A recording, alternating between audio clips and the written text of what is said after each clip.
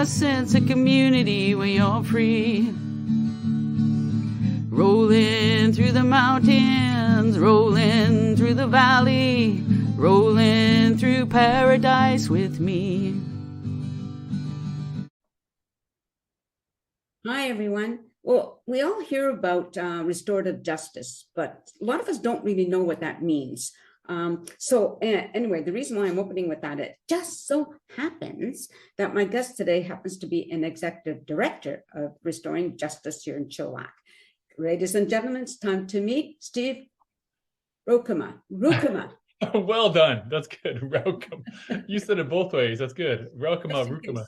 Roukema is fine. Yes. Yes. Thank you for having me, Nancy. I appreciate it. For sure. I just wanted to tell the audience that, what happens to me with names and times and stuff, if I get something in my head wrong at the very beginning, it seems to stay there no matter how much I practice. Sure.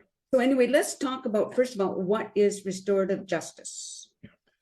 Yeah, so restorative justice is a restorative alternative to the court system. So been in Chilliwack for almost 25 years, and it's an opportunity for those that are offenders that are guilty and responsible for a crime to not go through the court system, and they also do not receive a criminal record when they go through restorative justice. So so restorative justice is really an opportunity to restore the relationships with a victim, or restore a relationship with the community, and really an opportunity for them to reset their life, to kind of not stay on that pattern of crime. Is there like a common type of crime that would, for people that would go through restorative justice? Yeah, the most popular one is probably shoplifting. Yeah, so and it could be like $30 worth or something, right? That's shoplifting. We get referrals from Superstore quite often that there's a shoplifting incident, assaults and so on, vandalism, those kind of things. More the minor offenses, we'll deal with whatever comes our way, but those are the more common ones. So the best ones are when we have the offender and the victim, and they meet and they talk about it and they restore the relationships. Oh, so how did you get involved? Well, No, pardon me? I'm just asking if you were a criminal, but I'm just kidding. Sorry, people, I was just kidding. No, I have to answer that, because if I don't, people are going to assume I am. So I'm not a criminal. I have no criminal record. I don't think I could get this job if I had a criminal record. Oh, okay. So it's interesting because I was a youth and young adults pastor for over 10 years. And I stopped that. I lived in Mexico with my wife and 5 kids for about 10 months. We came back, and then I started working for an organization called M2W2 that deals with those that are right out of prison, so those that are on parole, and kind of help them get set up in the community. Because as you can imagine, if you've been in prison for 10 years or more, it's pretty difficult to get connected again in the community. So but from that wasn't something that I was super passionate about. It was something that I saw as a good thing to do and a good job to have. But my heart and my passion has always been for youth and for families, and specifically those that are maybe troubled or broken, right? And kind of give them an opportunity to kind of show them that support and that care that they need, right? And so I wanted to get more involved with that. So I was just looking for volunteer opportunities. I applied to volunteer with Chilliwack Restorative Justice, and I was signed up for even doing their training and so on. And then I noticed that they had an opening for executive director. And I wanted to get more into leadership as well, and executive type positions. And the current job I had was not. And I thought, well, this looks like a good fit for me. So I applied for the job, and about a month later, or 2 months later, I had the position. Of the executive director? The executive director, yeah. Oh, okay. So now, as an executive director, what do you do? What does that job entail? So yeah, I started last November, and that is overseeing really the big picture stuff of what happens with Chilliwack Restorative Justice. So a lot of it is community awareness. A lot of it is funding, because we're a nonprofit organization. So it's writing grants or applying for funds from other organizations. Really community awareness, so that we can have donors as well, individual donors or businesses invest in us as well. And it's overseeing the programs that we have as well. So we have 6 people on staff, including myself. So we have a restorative response coordinator, whose name is Rose, and she was here when I first started as well, and she's been here for almost 5 years. She does it's like the bread and butter of what we do, the restorative circles, the main restorative action that we do with restorative justice. Takes in the referrals and then gets them all set up with our volunteers and so on. And then we also have a restorative school program, and Danielle is a coordinator for that. And then we also have a restorative community coordinator. Her name is Lisa, and her main focus right now is overseeing Operation Red Nose. So I have the pleasure of overseeing all of the staff. We also have 2 part-time classroom facilitators, Haley and Alexis, that work with Danielle in the schools, and they are working with teachers in the classrooms. Yeah, Very good. Yeah. yeah. I was just wondering if, like, when you were talking about like the younger people, especially, like, do they ever come back, say, oh, thank goodness there was this program that I could go through because I've changed my life around? Or you ever get any kind of feedback like that? There has one, like, even not even a young person, it was an adult. One circle that I specifically was involved with that I've told before the story, and because it was within the first 2 or 3 months that I was getting involved in restorative justice here in Chilliwack, and we did the dialogue, like, where you talk to the offender, okay, learn the interest, who they are, what are they doing for a job, what do they do for fun, and then you get into, okay, let's talk about the offense, what you did, the shoplifting. There was shoplifting in this instance, and okay, what happened? Tell me step by step what happened. Why did you do this? What circumstances led you to doing this? And then you talk about a resolution, right? About them doing community hours or so on, and kind of giving back to the community and all that, and writing an apology letter, and then setting a date for getting that all done. And we're just ready to kind of wrap it up. And she stops us and she says, "Can I just say one thing?" And we're like, "Yeah, sure." I was there with 2 other volunteers and who was facilitating the circle. And she said, "You know what? I came here today and I was actually scared. Like, I was shaking when I was driving." She was scared about what we were going to say to her, what was going to be the consequences of her crime. And then she said, "But I realize now that you actually just want me to do better. You don't want to punish me. You want me just to do better." And she said, "I appreciate that. You're helping me do better."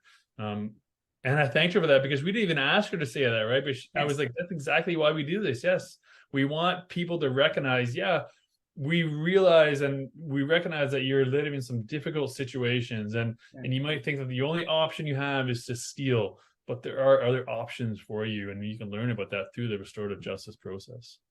Yeah, it sounds something like like a little person who's a little bit more mature would do, rather than a younger person, right? You know? Would say, you mean? To say what that person did, right? How she was nervous to be there, scared to be there, right? Yeah. Because young people, I'm just thinking most of them would not react that way to young people that Not saying they're bad, but they just don't have that maturity. Yeah. Now, tell me about community giving back, like the community time that they would do. Yeah, so so the community hours is part of the resolution agreement. So anytime there's a restorative circle done, there's a resolution agreement made, and there's certain things that are part of the resolution. One of those is the community hours, and this is not to be seen as punishment. Yeah. Like, you got to do this work, and because you're going to learn your lesson if you dig a ditch or something, right? And it's more about actually learning first what their interests are. If they really like the outdoors, then maybe we'll give them community hours that are outdoors. If they really like hockey, maybe we'll give them community hours to do at the hockey rink or something, right? So it's something where they can do these community hours, and then while they're doing it, they can recognize that, hey, I can actually be a positive impact in the community through some of the things that I can offer. Otherwise, they might not have been given that opportunity. So it could be 20 hours. We've had one that was about 100 hours, but that's pretty rare for it to be that high. But it's usually in the 20 to 50 hour 50 hours community hours, and then they set that time. So that community hours is it's not up to us as an organization to say, okay, you're doing this and this is how many hours you get. Mhm. It's up to the offender, so we call them person responsible, and the victim, who we call person harmed. Okay. They actually talk about that at the restorative circle dialogue, and they both get a say in, okay, this is what I think you should do.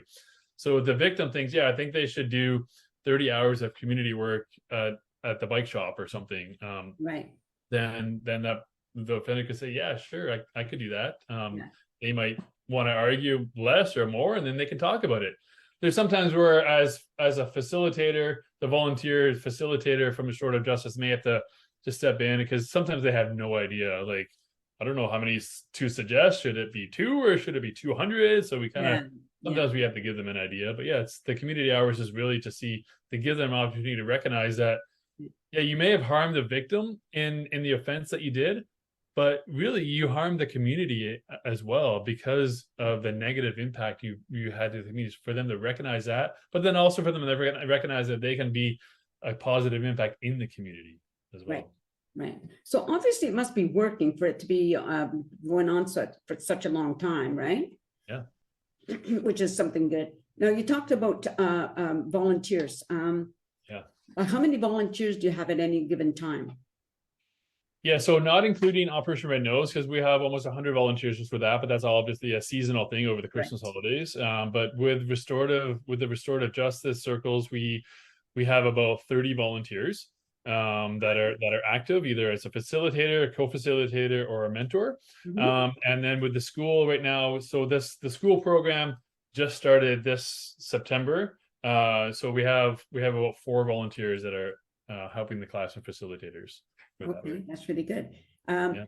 No, I know I brought that up because I know one of my sisters volunteers there, and I think she's been there and then left and then went back because it's something she seems to enjoy.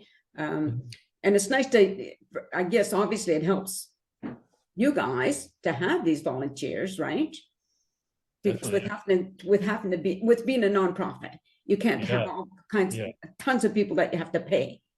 Yeah. So I think you mentioned your sister. For those of the know your sister actually volunteers with the Crime Prevention Society. Oh. And we share an office with the Crime Prevention Society.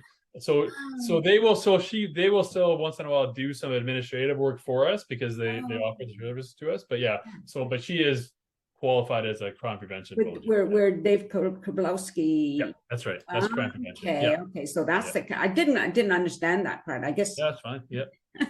But I do talk to my sister, but I just didn't realize that it was a separate thing. You learned something new about your sister today. No. There you go. Yeah. It took me this long to learn that. Well, what did you tell me? She walked in with purple hair this morning. That's right. Yes. She's gonna love it that we're talking about her. She doesn't mind. She doesn't mind. She does. She's not on Facebook, so it doesn't matter. I mean, she's on internet like this, so it doesn't matter unless I direct her to it. When it's on YouTube, she won't see it. Right. But I can say whatever I want. She's my sister.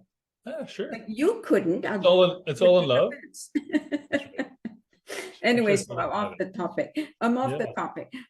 So okay, for lining up the community hours, okay, like you said, it could be, you try to match interests. So you could say maybe at the rink, the hockey rink, or whatever. So how do you approach those businesses to set that up?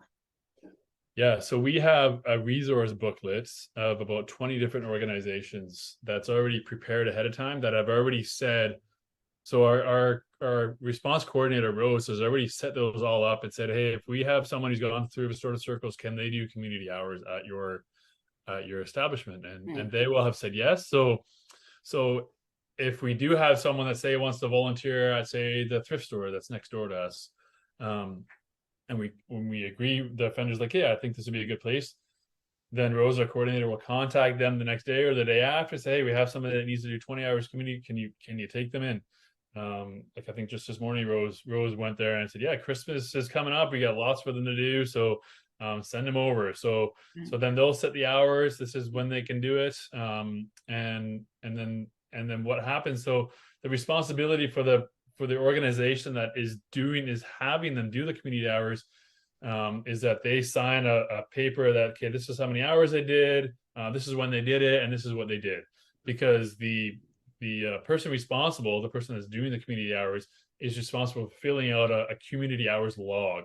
So they got to make sure that they get their supervisor to sign it to prove that, yeah, I did this many hours. So it's a great partnership to have, and I think it's a great way for organizations to have some community work done in their organization. So there are some organizations that will put some limits on it, like if there's a store or something and the offense is maybe shoplifting, they might not want them at their store because they're maybe afraid they might steal again, right? So others won't care; they'll be fine with it.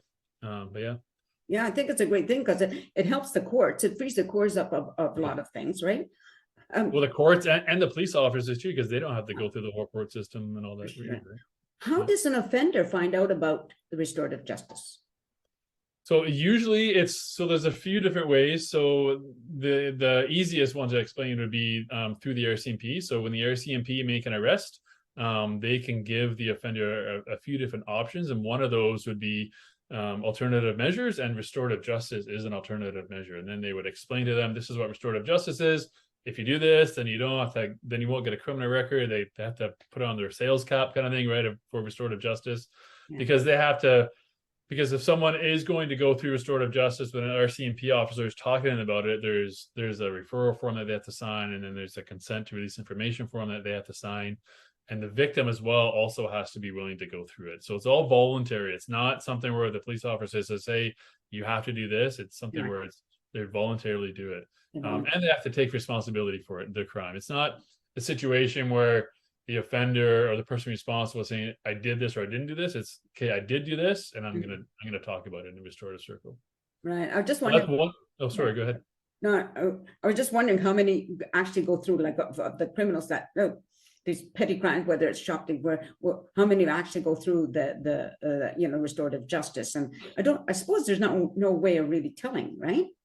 Well, we keep track of the amount of referrals that we have. So so last year, for example, we had over about 65, and that was we would consider that a bad year. I think COVID kind of negatively affected that. So our numbers are looking to be better this year. We're hoping to have 90 referrals this year. So those referrals also come from LPOs, so loss prevention officers. That could be at large stores, like say Superstore is a strong partner of ours. So when a security officer at say Superstore catches someone shoplifting, they bring them to their office, and they get their ID and everything, and then they will contact the RCMP just to do like a check on their name, so I'll make sure they're not a serial killer or something, right? And then they'll get their information and then talk to them about restorative justice. You want to do restorative justice, and then have them sign all the forms there. And if they're a first-time offender, or if there's like minor offenses, then they can let them go. And then Superstore security guard will send the forms to us, so Rose will get them, and then she will call them the next day or the day after and talk to them about restorative justice. Okay, this is what we're going to do, and this is how we're going to do it. So we get referrals from the RCMP, we get them from the LPO, but we also get them from the Department of Fishery and Oceans. So these are obviously fishing laws that are broken. Those ones are usually after the court case, so they might have already gone through the court system, but we still deal with them as a restorative justice process.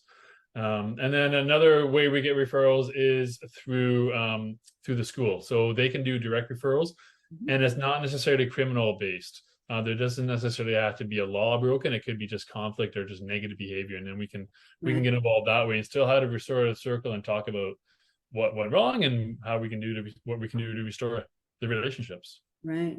Now, for your volunteers, what kind of training do they need?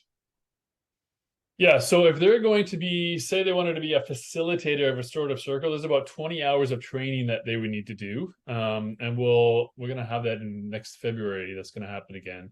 So it's a couple of Thursday evenings and a couple of Saturdays. So it's quite a commitment, but it's also quite the job to do. So not everybody that gets involved in restorative justice has to be a facilitator.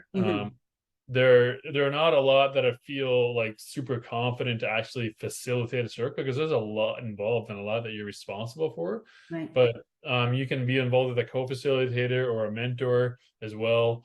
But you still have to go through the training and so on, because we want to ensure that everybody's communicating the same thing and knows the same thing. So, but even before the training, there's the different procedures, the steps that you have to go through. So there was a criminal record check that you have to get. There's references that'll be checked and so on. There's orientation. We have 4 orientation videos that you would watch. They're 30 minutes each.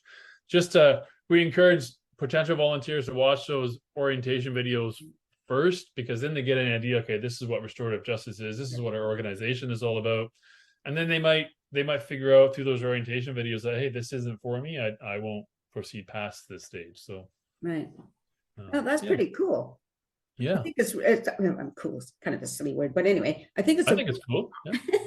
I think it's a great program. I really do think it's a great program. And as you mentioned, it keeps the courts free. It keeps policemen, free to go to deal with hard criminals or higher crime, right?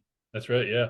And to be clear too, like it seems like, we're benefiting the community, we're benefiting the police and the system, we're benefiting the offender, the person responsible, but really restorative justice is victim focused. Right. So the big reason why restorative justice exists is so that the victim can have their voice heard, the victim can be part of the process, the healing process that's necessary when a crime happens. So, and that doesn't always happen when you go through the court system. The victim is kind of pushed to the side or ignored, and their needs aren't always addressed, and this way their needs are addressed. Yeah. I don't know if it, like sometimes I think, and I've heard this said before, like places where they've done where somebody, let's say, did a shoplifting and they had to wear a sign, walk in front of that store saying, "I stole from this location." And I think that's a deterrent. Yes, it would be. Yeah. But somebody else protested, "Oh my gosh, it's against their rights," or whatever like that. Of course.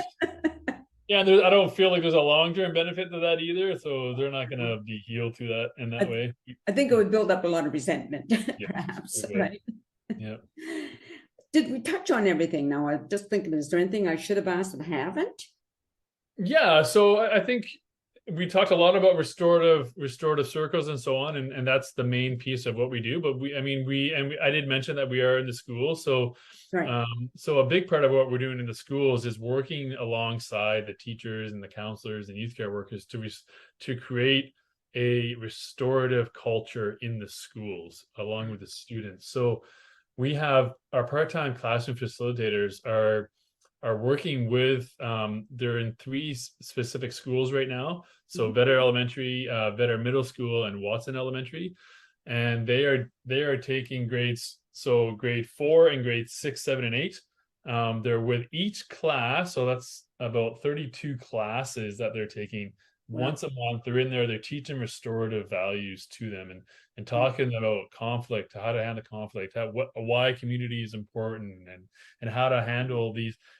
Allow them to talk about different perspectives. So it's interesting to see and just to kind of be part of, because it's amazing when the teacher is part of this whole process. They're there as the authority figure, right? But then the classroom facilitator is teaching this, and all the students are set up in a circle. They set their chairs up in a circle. The desks are all put aside, and they're having what we call a peace circle. So they're having a conversation within this circle. They're all looking face to face with each other and talking about some of these tough topics that they might not otherwise have an opportunity to talk about. And at the same time, they're learning about it. They're learning how to have these emotional conversations with each other.